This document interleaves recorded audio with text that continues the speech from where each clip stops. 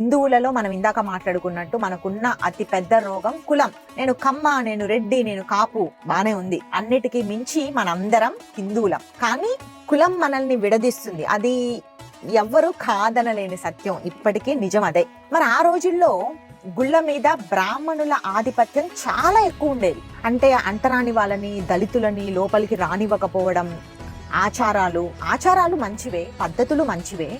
కానీ కొన్ని వర్గాల వారిని దేవుడికి దూరం చేసే ప్రయత్నాలు జరుగుతుండేవి కులం పేరుతో. దాన్ని ఒక సాకుగా తీసుకొని బ్రిటిష్ వాళ్ళు ఏం చేశారంటే, బ్రాహ్మణుల ఆధిపత్యం తగ్గాలి అని చెప్పి గుళ్ళని వాళ్ళ కంట్రోల్లోకి తీసుకున్నారు. బ్రాహ్మణుల ఆధిపత్యం మేము తగ్గిస్తాము అనేది మనకు చెప్పిన ఎక్స్క్యూజ్. కానీ వాళ్ళ కారణం ఏంటంటే, గుళ్ళు అంటే ఖజానా, సొమ్ము, వాళ్ళకి అదొక సోర్స్ ఆఫ్ ఇన్కమ్ అంతే. అలా గుళ్ళు బ్రాహ్మణులు హిందువుల చెయ్యి దాటి ప్రభుత్వంలోకి బ్రిటిష్ వారి కాలంలో మొట్టమొదటగా వెళ్ళాయి.